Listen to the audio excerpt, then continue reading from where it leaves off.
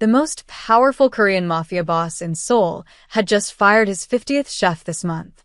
Kang Young-hoon sat at the head of a mahogany table that felt like a vast, empty desert, his eyes fixed on a plate of lobster that looked like a work of art but tasted like ash to him. The chef, a man who had won awards across 3 continents, stood trembling in the corner of the opulent dining room. Young-hoon picked up a silver fork, his movements slow and predatory, and took a single bite. He chewed slowly, his expression remaining an unreadable mask of cold stone, before he reached for a silk napkin and spat the food out with a look of utter weariness. "You spent 4 hours on this dish, didn't you?" Young-hoon asked, his voice a low, dangerous rumble that seemed to vibrate the very air. The chef stammered, saying he had used the finest ingredients flown in from the Mediterranean. Young-hoon stood up, his tall, imposing figure casting a shadow that seemed to swallow the light. "It is technically perfect," he said, stepping closer to the terrified man. "The temperature is exact. The seasoning is precise. But it is empty. It is a meal for a ghost, and I am still very much alive. Take your knives and go before I decide that your lack of passion is an insult I can no longer tolerate." As the chef fled, Young-hoon's right-hand man, Min-ho, stepped forward, his face etched with a mixture of concern and frustration. "Sir, you haven't eaten a full meal in weeks," Min-ho said quietly, looking at the hollows beneath his boss's eyes. "The doctors are worried about your strength. Perhaps we should look into traditional healers or perhaps a different style of cuisine." Young-hoon turned to the window, looking out over the glittering, heartless lights of Seoul. "I am not sick, Min-ho," he replied, his voice heavy with a loneliness that no amount of power could cure. "I am simply starving for something that doesn't taste like a transaction. I want something that feels like it was made by someone who actually cares if I live or die. Find me that, or stop bringing people into my home." He felt the gnawing emptiness in his stomach, a reminder that despite all his billions and the fear he commanded, he was still just a man who couldn't find a reason to enjoy the sun rising. He needed a miracle, but in his world, miracles usually came with a high body count and a heavy price tag. In the narrow, winding alleys of a forgotten corner of the city, a young woman named Aisha was waking up in a room so small the ceiling seemed to press down on her dreams.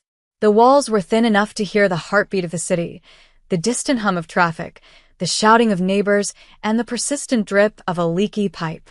Despite the damp chill in the air, Aisha moved with a sense of purpose and dignity that defied her surroundings. She reached for her most prized possession, which hung on a single wire hanger, a crisp, white chef outfit and a matching tall chef hat. She laundered them every single night by hand in a plastic basin, scrubbing until her fingers were raw, because to her, this uniform was more than just clothing. It was her dignity and her promise to herself. Aisha had come to Korea with a dream of opening a restaurant that would serve as a bridge between her heritage and the world she now called home. But the world had been cold. She spent her days scrubbing floors and her nights studying flavor profiles on a single portable burner. As she carefully pinned her hair back and placed the white chef hat on her head, she looked at her reflection in a cracked mirror. "Today is going to be different," she whispered to herself, her voice a soft but steady anchor in the quiet room. "You have the fire, Aisha. You just need someone to see the light." She adjusted the collar of her white jacket, ensuring every line was straight. She knew that in this city, people saw her skin before they saw her skill, and they saw her poverty before they saw her heart. She tucked a small, worn notebook filled with handwritten recipes into her pocket, the pages stained with turmeric and oil. She stepped out into the cold morning air, her white uniform a stark contrast to the gray grime of the alleyway. She didn't know that she was walking toward a destiny that would change the power balance of the entire city. She only knew that she had a bag of fresh spices, a sharp knife, and a hunger to prove that she belonged. Have you ever felt like you were standing on the edge of something massive, just waiting for the wind to push you? That was the feeling in Aisha's chest as she walked toward the market, unaware that a black sedan was already circling her world. Minho was driving through the city in a state of quiet desperation when his car's engine let out a final, sputtering groan near a small, crowded market. He stepped out of the vehicle, his expensive suit clashing violently with the dirt of the street, and felt a wave of irritation. He was supposed to be scouring the high-end districts for a new chef, not waiting for a mechanic in the middle of a slum. As he paced the sidewalk, a scent caught his attention, a smell so rich, so complex, and so incredibly inviting that it stopped his breath. It wasn't the smell of the fried street food he was used to. It was something deeper, something that smelled like smoke, sunshine, and 1,000 years of tradition. He followed the scent like a man in a trance, weaving through the crowds until he reached a tiny, makeshift stall where Aisha was cooking a simple stew for a group of elderly street vendors. She was wearing her pristine white chef outfit and hat, standing tall and focused as she stirred a large pot. Minho watched as one of the vendors took a bite and immediately closed his eyes, a look of pure bliss spreading across his weathered face. "Excuse me," Minho said, his voice cutting through the noise of the market. "What is that smell? I have never encountered anything like it in this city." Aisha looked up, her eyes clear and unafraid despite Minho's intimidating presence. "It is a stew of resilience," she replied, her voice calm and steady. "It is made from the ingredients the earth gives us when we have nothing else. Would you like a bowl, or are you just here to stare at the help?" Minho, usually a man of few words and even less appetite, found himself nodding. He took the bowl from her hands, the warmth of it seeping into his palms. The first spoonful was a revelation. It was bold, spicy, and layered with flavors he couldn't identify, but more than that, it felt alive. He finished the entire bowl in minutes. He looked at Aisha, truly seeing her for the first time, the crispness of her white uniform, the confidence in her stance. "Who taught you to cook like this?" he asked, his tone shifting from curiosity to genuine respect. "My grandmother taught me that food is the only thing that can heal a broken spirit," Aisha said, wiping her hands on her apron. Minho knew in that moment he had found the answer to Young-hoon's hunger. "I have a job for you," he said. "It pays more than you can imagine, but the man you will cook for is not an easy man to please. Are you brave enough to try?" Aisha looked at her white chef hat, then back at Minho. "I didn't come this far to be afraid of a hungry man," she said, her voice filled with a quiet strength. The car ride to the mansion was silent, Aisha staring out the window as the landscape shifted from the vibrant, chaotic streets she knew to the cold, high-walled estates of the elite. When they arrived at Young-hoon's residence, Aisha felt a chill run down her spine at the sheer coldness of the architecture. It was a place of iron and stone, built to keep the world out and the secrets in. Minho led her through the vast, echoing hallways, past armed guards who looked at her with blatant skepticism. A young black woman in a chef's uniform was the last person they expected to see in the inner sanctum of the Black Tiger. They reached the kitchen, a massive, sterile room filled with the most expensive appliances money could buy, yet it felt like a laboratory rather than a place of soul. The existing kitchen staff, led by a man named Chef Choi, stopped their work to stare. "Who is this?" Choi asked, his voice dripping with condescension as he looked at Aisha's simple tools. "This is the new candidate," Minho said firmly. "She has 1 hour to prepare a dish for the boss." "Stay out of her way," Choi laughed, a harsh, mocking sound. "She looks like she belongs in a cafeteria, not a kitchen like this. Look at her outfit. She thinks she's a professional." Aisha didn't flinch. She stepped up to the main station, her white chef hat held high. "A professional is defined by what they produce, not by who they know," she said, her voice cutting through Choi's laughter. "Now, unless you plan on helping me chop these onions, I suggest you step back." She began to move, her hands flying as she organized her space. She didn't use the expensive truffles or the imported saffron.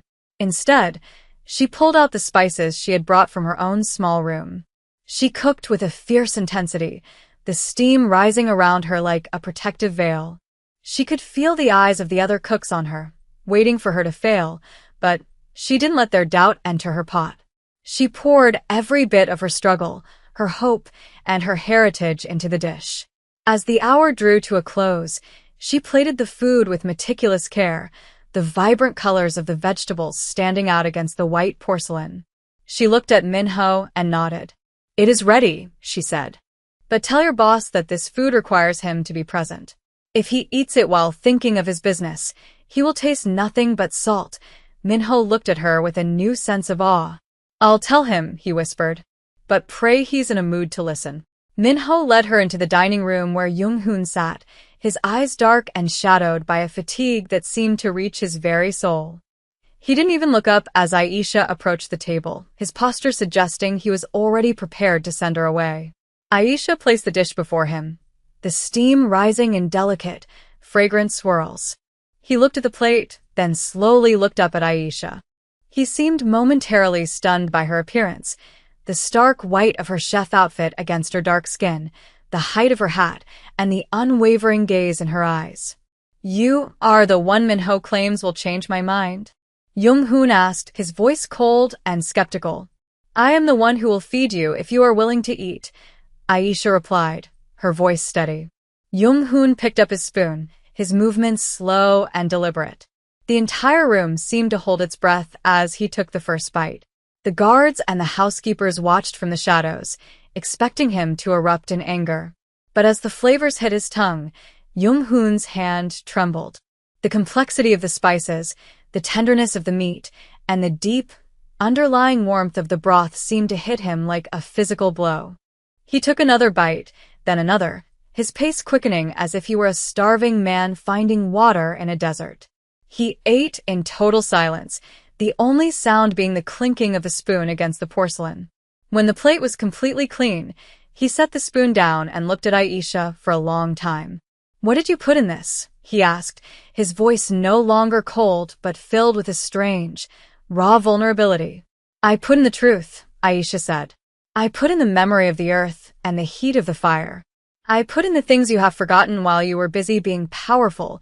Jung-hoon stood up, walking toward her until he was only inches away. The guards instinctively reached for their weapons, but he waved them back.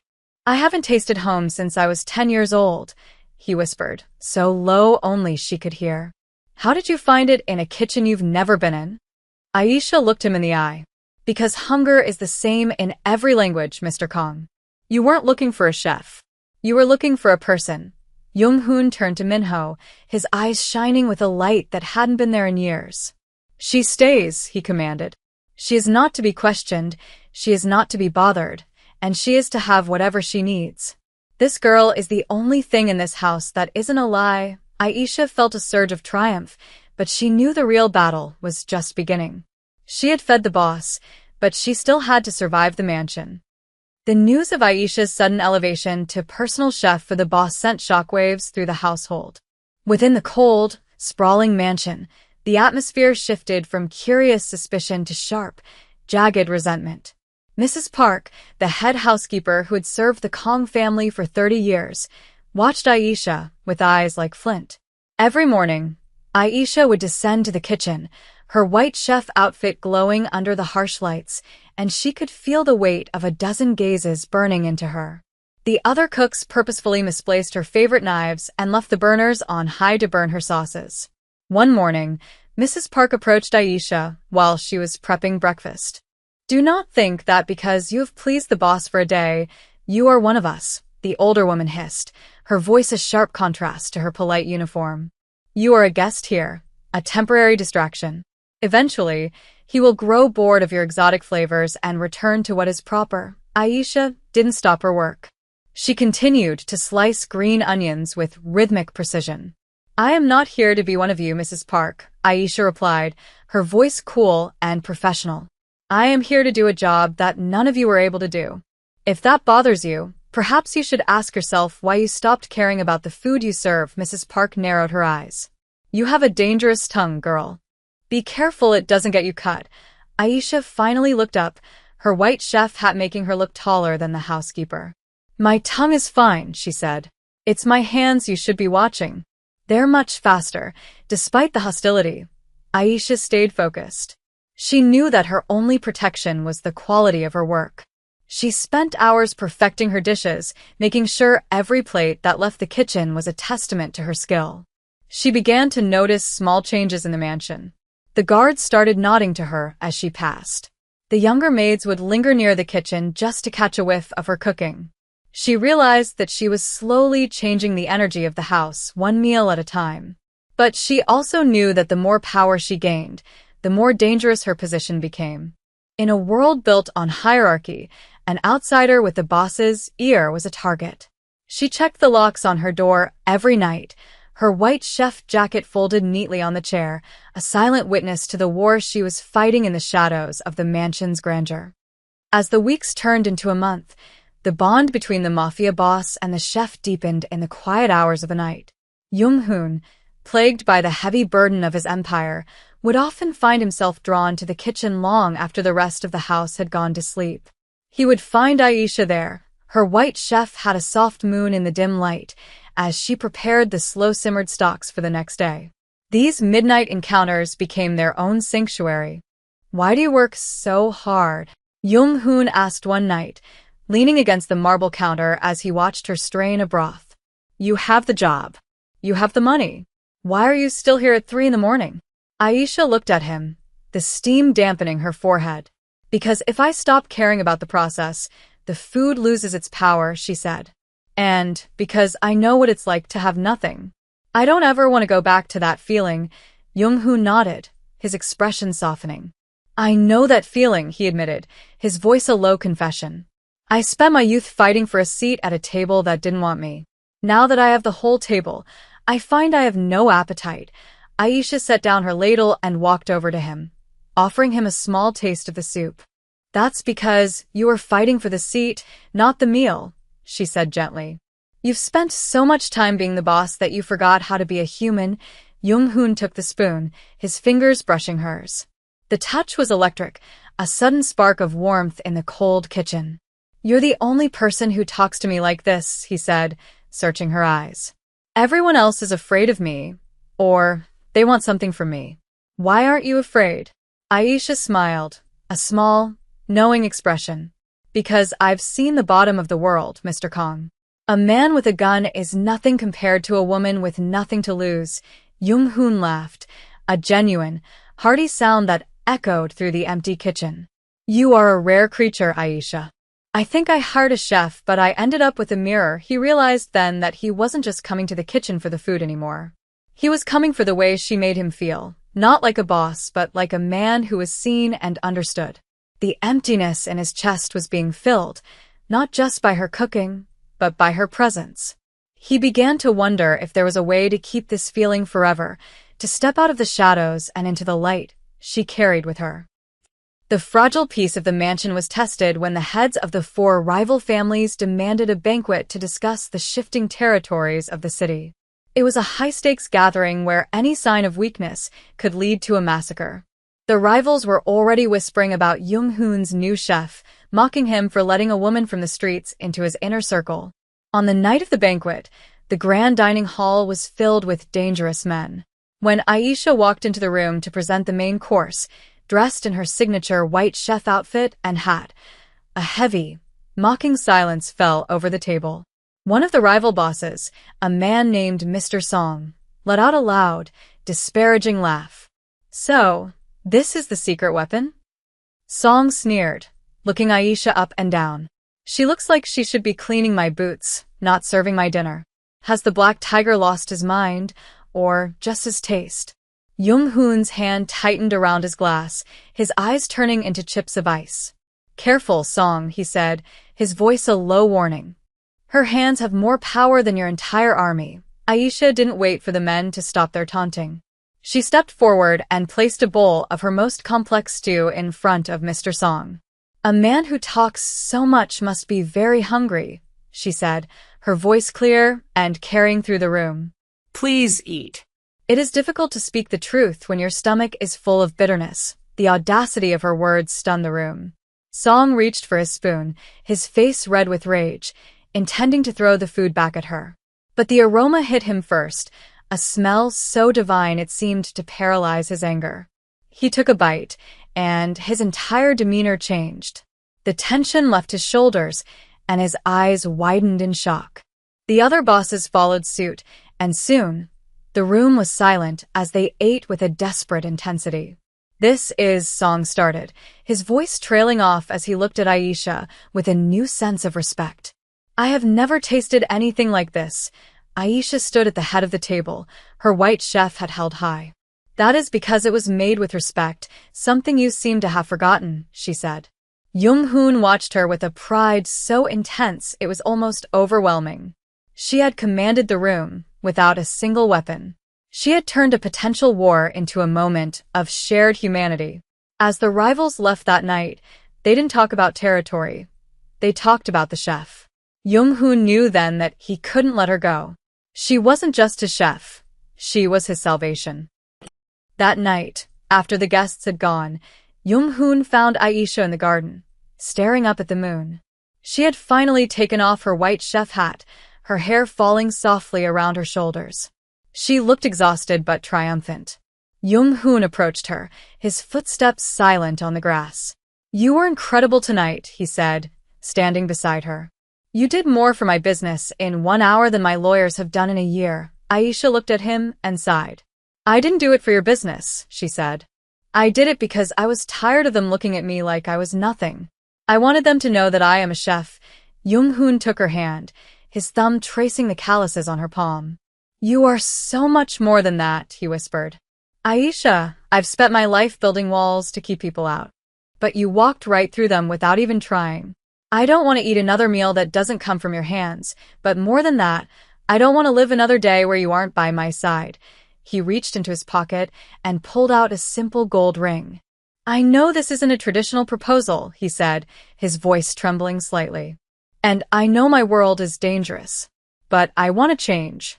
I want to build something real with you. Will you marry me? Will you be the heart of my home? Not as my chef, but as my wife." Aisha looked at the ring, then back at the man who had been a monster to everyone but her. She saw the hope in his eyes, a flicker of light in the darkness.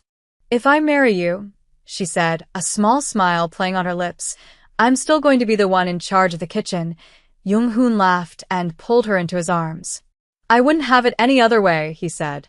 He slipped the ring onto her finger, and for the first time in his life, he felt like he was finally full. The poor girl who had walked into the mansion with nothing but a white chef had conquered the king of the city, not with force, but with the power of a heart that refused to be silenced. The transformation of the Kong Empire was the talk of the city for years to come. Jung-hoon began to dismantle his criminal enterprises, moving his resources into legitimate businesses and community projects. He bought a beautiful, historic building in the center of Seoul and turned it into a world-class restaurant, naming it the White Hat. It wasn't just a place for the rich. It was a place where anyone could come and find a meal made with love. Aisha was the executive chef, her white chef outfit and hat becoming a symbol of hope and excellence throughout the country. On the opening night, the restaurant was packed with people from all walks of life, from street vendors she once knew to the elite who had once looked down on her. Jung-hoon stood at the entrance, welcoming guests, but his eyes were always on the kitchen window where he could see Aisha working. She moved with a grace and confidence that inspired everyone around her. She had hired the young maids and the struggling cooks from the mansion, giving them a chance to learn her craft. As the night wound down, Jung-hoon walked into the kitchen and found Aisha plating a final bowl of stew. "Is that for me?" he asked, his eyes warm with affection. "It's for the man who is brave enough to taste the truth," Aisha said, handing him the bowl. They sat together at a small table in the back of the kitchen, just like they had during those midnight meetings in the mansion. "You know," Jung-hoon said, taking a bite, "everyone says I'm the luckiest man in Seoul because I married the best chef in the world." Aisha leaned over and kissed his cheek. "And I'm the luckiest woman because I found a man who finally realized that the most important thing you can ever serve is kindness." As the sun rose over the city, the neon lights of Seoul reflected off the windows of the White Hat, a shimmering reminder that no matter how dark the world seems, a little bit of fire and a lot of soul can change everything. They had created a legacy that wasn't built on fear or power, but on the simple, profound act of feeding one another.